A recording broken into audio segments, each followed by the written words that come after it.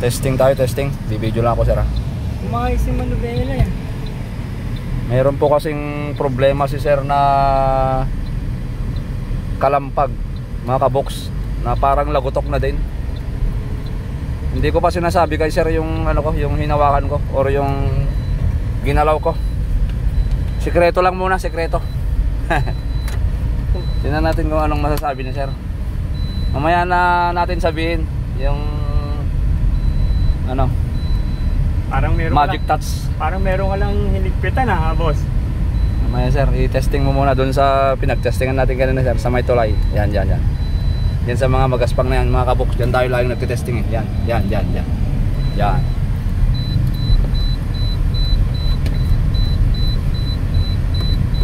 Parang may nag-loose lang na tornilyo, bossing ah. Huwag napapangiti na si sir ha. Meron po akong i-advise sa inyo mga kabox, mga sir, mga ma'am natin dyan. Ang galing. Meron akong i-advise sa inyo pagka pabalik kami ni sir. Ang galing mo, parang bago eh oh.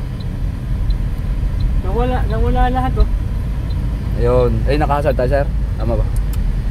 Bali mga kabox, mga sir, etong sakyan na to, bago na yung rack and pinion, pero yung tie rod hindi. Siyempre bilang isang may-ari, siyempre nakakapag-isip din po kayo siguro ng mga pyesa-pyesa na kailangan galawin or palitan. Sasabihin ko po sa inyo yung technique para hindi po kayo mapasubo sa gastos. Kapag nagkataon na sa mga paisa-isang mekaniko na matsempuan nyo, yung mga basta lang magpalit ng palit, baka gagastos po kayo. Okay, pabalik na po kami. Sabi ni sir, ang galing daw. Eh, hindi pa natin may pa-final. Pagbalik namin, final test. Pagbalik doon sa may tulay.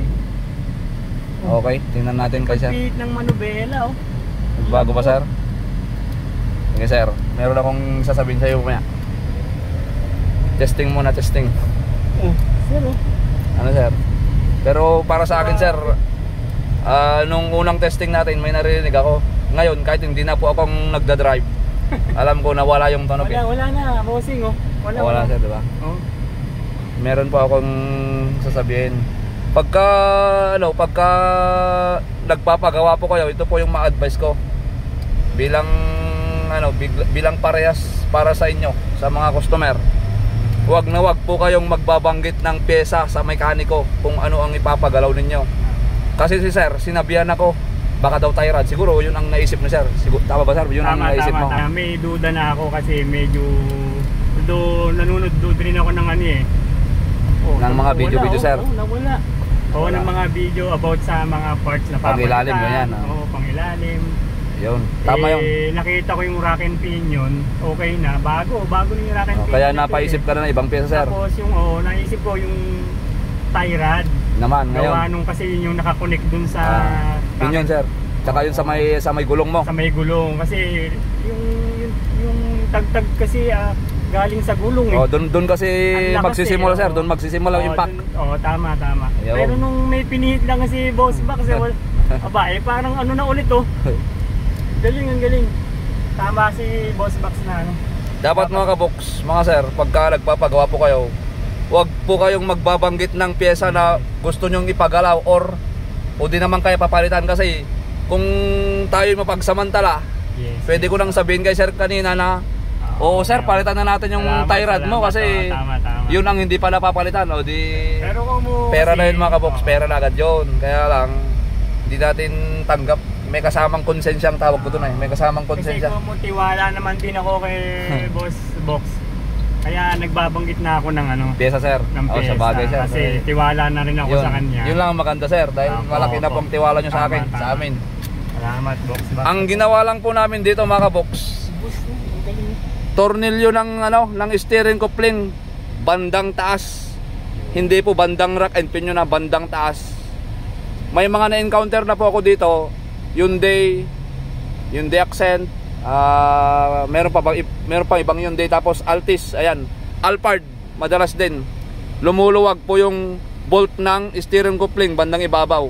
Siguro yung pagkabit doon sa pag-assemble sir, sa planta or kung saan man sa ibang bansa kung saan in-assemble yan, medyo kulang sa torque siguro doon sa bolt. Kasi masasabi ko yun dahil madami na po akong na-encounter na gano'n. Ayun lang mga kabox, tornilyo lang dito sa ano, sa steering coupling. Ipapakita ko po sa inyo. Pwede ibalik natin, sir. Sige po. Ipaikot na lang, sir. Para hindi ka na mag-U-turn ka na lang para mas mabilis tayo pumasok. Mag-U-turn ka lang doon. Para hindi ka na ganun, sir. Okay, papakita natin kung ano yung hinigpitan natin. Yan o. Kita po ninyo ito mga kabox. Bolt ng steering joint, steering coupling. Ayan, bandang ibabaw, bandang EPS. Ayan, kumuha lang po kayo ng 12mm. Higpitan nyo ng maigian kasi kung yung higpit lang na akala natin mahigpit na, dagdagan nyo pa ng kunti. Todo higpit nyo pa. Kasi itong pinaka lagayan ng bolt tsaka yung spline dyan, matigas na bakal to. Pagka hindi mo itodo higpit, hindi niya matitikom yan. Okay mga kabox, pwede po ninyong i-DIY yan kung gusto niyo. Tanggalin nyo lang yung cover dito para matres nyo lang. Higpitan nyo muna tong tornilyo. Pwedeng 12mm na combination or 12mm na socket. Okay.